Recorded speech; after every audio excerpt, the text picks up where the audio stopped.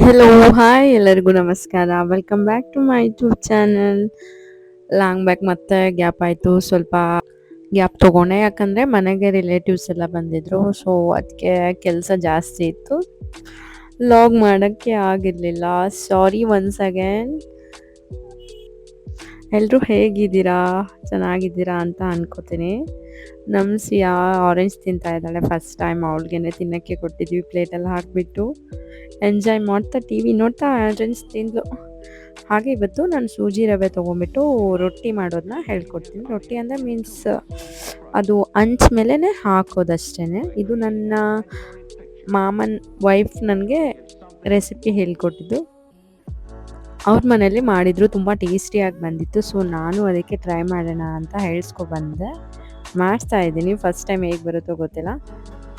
ಸೂಜಿ ರವೆ ಎಲ್ಲ ಒಂದು 4 hours ನೆನೆಸಿಟ್ಬಿಟ್ಟು ಅದಕ್ಕೆ ಚಿಲ್ಲಿ, ಕರಿ ಲೀವ್ಸ್ ಹಾಗೆ ಆನಿಯನ್ ಎಲ್ಲ ಹಾಕಿಬಿಟ್ಟು ಈ ಥರ ಅಂಚು ಮೇಲೇ ಸಾಲ್ಟ್ ಎಲ್ಲ ಹಾಕಿಬಿಟ್ಟು ಅಂಚು ಮೇಲೇ ಬಿಸಿ ಇದ್ದಾಗಲೇ ಹಾಕಿಬಿಡೋದು ಕೈಯಿಂದ. ಹೀಗೆ ಬೇಯಿಸ್ಕೊಂಡ್ರೆ ರೆಡಿ ಆಗುತ್ತೆ ಅದು.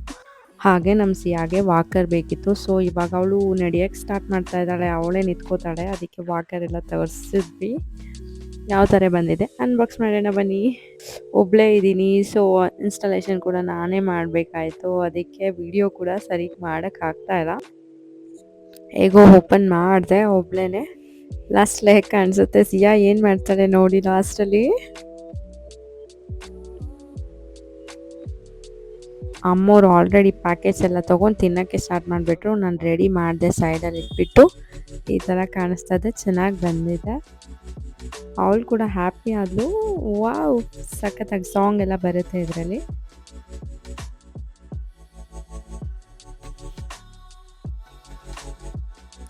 ಸ್ವಲ್ಪ ಅಡ್ಜಸ್ಟ್ ಮಾಡ್ಕೋಬೇಕು. ಕಾಲು ತಳಗಡೆನೇ ಇರೋ ಥರನೂ ಅಡ್ಜಸ್ಟ್ ಮಾಡ್ಬೋದು. ಮಾಡಿದೆ.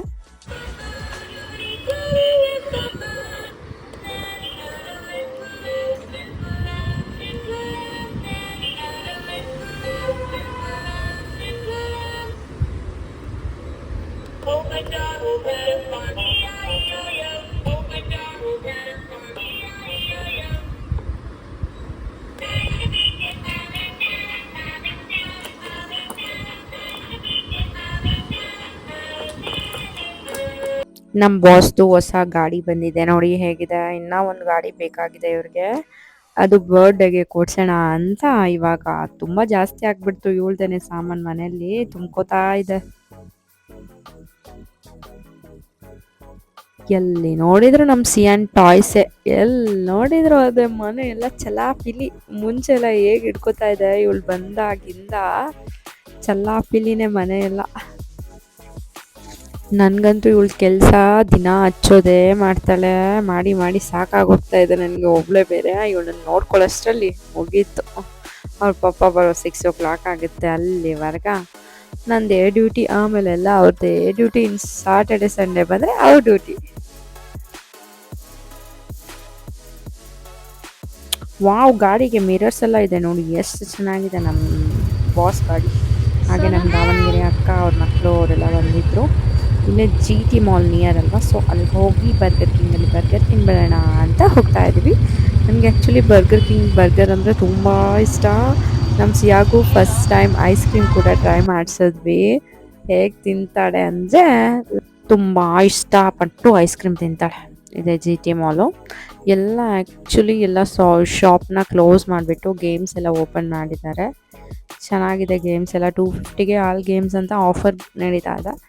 ಯಾರಾದರೂ ನಿಯರೆಸ್ಟ್ ಇದ್ದರೆ ಹೋಗಿ ವಿಸಿಟ್ ಮಾಡಿ ನೋಡಿ. ನಾವು ಬರ್ಗರ್ ಕಿಂಗ್ ತಿಂತಾ ಇದ್ರೆ ಅವಳು ಚೀರಾಡ್ತಾಳೆ ಅಲ್ಲಿ ಮಾಲಲ್ಲೆಲ್ಲ ನಮ್ಮನ್ನೇ ನೋಡ್ತಾರೆ ಅಂತ ಅವಳಿಗೆ ಕಿಚಪ್ ಎಲ್ಲ ಕೊಟ್ಟಿದ್ದೀವಿ. ಪಾಪ ಅದು ಕಿಚಪ್ ಓಪನ್ ಮಾಡೋಕ್ಕೂ ಬರಲ್ಲ ನಮ್ಮ ಬಾಸ್ಗೆ.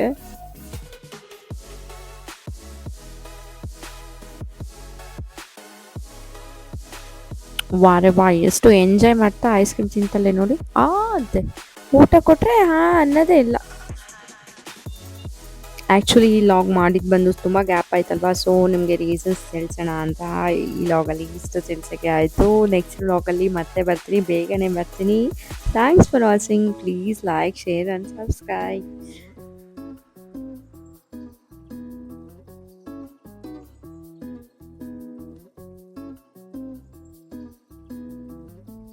ಬಾಯ್ ಬಾಯ್ ಎವ್ರಿವನ್. ಬಾಯ್ ಬಾಯ್.